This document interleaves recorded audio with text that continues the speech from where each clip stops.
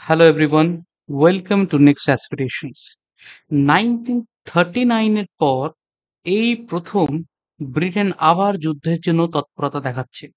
অর্থাৎ second world ওয়ারের পর এই প্রথম ব্রিটেন আবার নিজেকে যুদ্ধের জন্য প্রস্তুত করছে।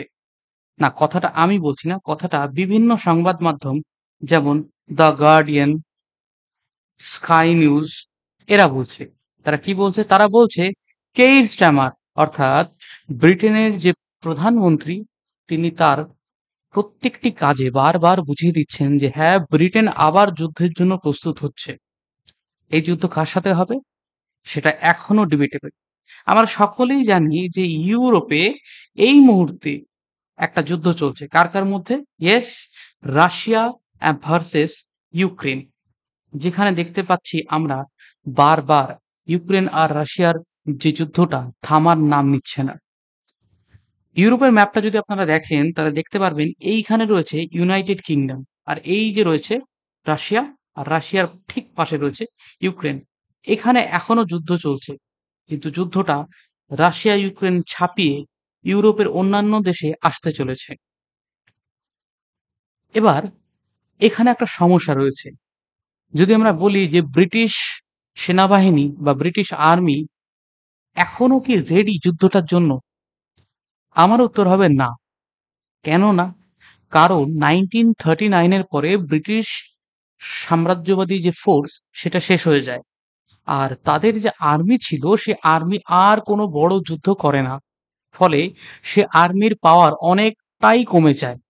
এই মুহূর্তে ব্রিটেনের কাছে মাত্র 1,08,000 সেনাবাহিনী আছে।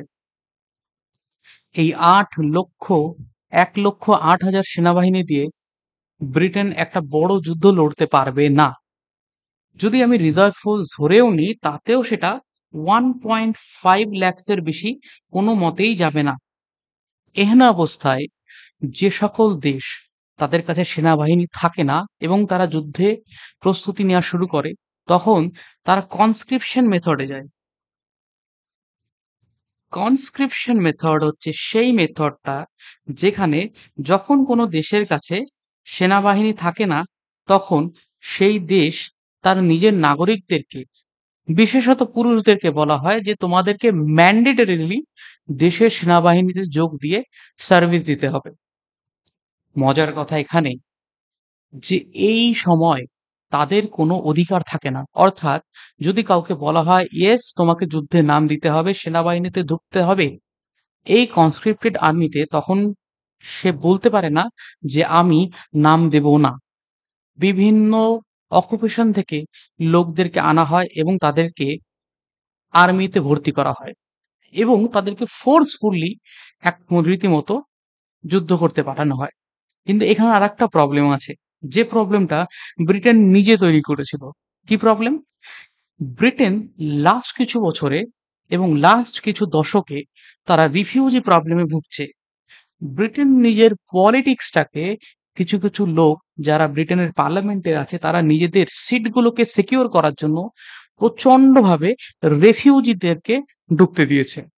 ফলত রেফিউজি প্রবলেমটা এতটাই বেড়ে গেছে যে আজকে ব্রিটেনের যে ন্যাশনালস অর্থাৎ যে নেটিভ ব্রিটিশ পিপল যারা রয়েছে তাদের সংখ্যা অনেকটাই কমে গেছে।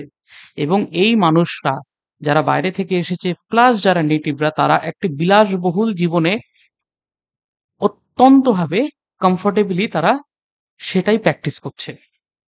এর ফলে কি হচ্ছে? এর ফলে নতুন যে লোকরা এসেছে বাইরের থেকে তাদের ভিতরে দেশ নিয়ে এবং দেশের প্রতি যে ন্যাশনালিজম সেটি অনেক অংশে কম। তো এখানেই ডিবেটটা শুরু হয়, যদি কনস্ক্রিপশন শুরু হয়েও যায় সেক্ষেত্রে ব্রিটেন কি পারবে তার নিজের সিটিজেনদেরকে এটাতে কনভিন্স করতে যে yes you have to fight a war for your own nation? Britain তার রেফিউজি সাপোর্টিভ যে পয়েন্ট ছিল সেই পয়েন্টটাতে এতটাই মগ্ন হয়ে গিয়েছে যে তারা প্রচুর পরিমাণে রেফিউজিদেরকে ব্রিটেনে আসতে সাহায্য করেছে। আজকে চ্যালেঞ্জ এটা হয়ে দাঁড়াবে যে তারা কি ব্রিটেনের জন্য দাঁড়াবে কি না। ফর এক্সাম্পল, আজকে ভারতবর্ষে যদি ইউএসএ থেকে কোনো মানুষ এসে ভারতবর্ষের সিটিজেনশিপ নেয় আর ইন্ডিয়া পাকিস্তানের যুদ্ধ হয়, সেক্ষেত্রে কিন্তু সেই মানুষটা ভারতে থাকবে না। সে ভারত থেকে আবার ইউএসএ তে ব্যাক করে যাবে। একই জিনিস ঘটনা ঘটবে যদি যুদ্ধ হয় ব্রিটেনে। সেক্ষেত্রে ব্রিটেনের অর্থনীতি কিভাবে বাউন্স ব্যাক করবে সেটাও জানা।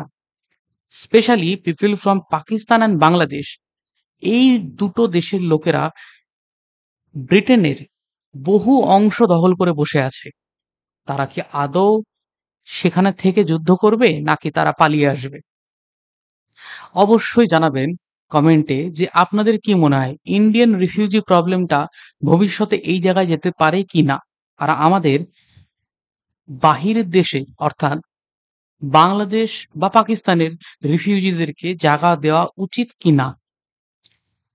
আপনারা যদি নেক্সট অ্যাসপিরেশনস এর পার্ট হতে চান তাহলে অবশ্যই আমাদেরকে কানেক্ট করতে পারবেন www.nextaspirations.com এ। Please let us know if you want to study with us. সমস্ত ধরনের গভর্নমেন্ট এক্সামের জন্য এখানে পড়ানো হয়। বিবিসি নিউজ বলছে defence plan will ensure UK is ready for war, minister says. ইউকের যে মিনিস্টাররা রয়েছে তারা কিন্তু দৃঢ় প্রতিজ্ঞ যে কালকে যুদ্ধ হলে ইউকে যুদ্ধের জন্য অলওয়েজ প্রিপেয়ার্ড। মজার কথা, যখন দ্বিতীয় বিশ্বযুদ্ধ হয়েছে ভারতবর্ষ থেকে প্রায় 30 লাখ সোলজার গেছিল এবং অত্যন্ত দক্ষতার সঙ্গে তারা যুদ্ধ করেছে। এর মধ্যে মারাঠা ক্যাভেলরি বিশেষভাবে নাম করেছিল। যদি আপনারা চান আমি সেকেন্ড ওয়ার্ল্ড ওয়ারের পরে কোনো ভিডিও বানাই তাহলে আমাদেরকে অবশ্যই জানাবেন কমেন্ট সেকশনে যে আপনারা সেটার পরে ভিডিও চান কিনা বা অন্য কোন টপিকে ভিডিও চান। এবার আসছি আমরা এক্সাম রিলেটেড কিছু ইনফরমেশনে। যারা ভবিষ্যতে সরকারি চাকরির পরীক্ষা দিতে চাও তাদের জন্য এই সব ইস্যু এখন অনেক ইম্পর্টেন্ট হয়ে দাঁড়াবে। ইংল্যান্ড রিলেটেড যে ইস্যুসগুলো আছে সেগুলো আমরা জেনে নিই। প্রথমেই জানবো ইংল্যান্ড কোন কোন অর্গানাইজেশনের পার্ট। মনে রাখবে England G7, G20, United nation, NATO, Commonwealth of nation, OECD, WTO, world bank and IMF এই প্রত্যেকটার একটা করে মেম্বার। এবং এটাও মনে রাখবে যে ব্রিটেন রিসেন্টলি অর্থাৎ 2000 সালে ইউরোপিয়ান ইউনিয়নের বাইরে চলে গেছে। যার মানে ইউরোপিয়ান ইউনিয়নের পার্ট কিন্তু আর ব্রিটেন নেই। Britain is a separate entity. North Atlantic Treaty Organization establish হয় 1949 এ। হেডকোয়ার্টার্স হচ্ছে ব্রুসেলসের, বেলজিয়ামে। টোটাল মেম্বার আছে 32টা। নিউয়েস্ট মেম্বার হচ্ছে সুইডেন অর্থাৎ 32nd, আর তার আগে এসেছিল ফিনল্যান্ড। এটা হচ্ছে যে টেবিল বা যে ফ্লো চার্ট, একটা ফ্লো চার্টের ভিতরে total G20, G8 and G7 আছে। মনে রাখবে G7 এর মধ্যে কিন্তু ভারতবর্ষ নেই। G8 এর রাশিয়া অ্যাড হয় আর G20 তে আছে ইন্ডিয়া। আরো একটা বিষয়, নিউয়েস্ট মেম্বার G20 তে হচ্ছে সাউথ আফ্রিকা। এই G20 সামিট যেটা ভারতবর্ষে হোল্ড করা হয় সেখানেই কিন্তু এই সাউথ আফ্রিকা ইন্ডিয়াতে এসে G20 পার্ট হয়। Next Magna কার্টা 1215। ম্যাগনা কার্টা 1215 খ্রিস্টাব্দে পাওয়া। এইটা হয়েছিল বেসিস ফান্ডামেন্টাল রাইটস এর।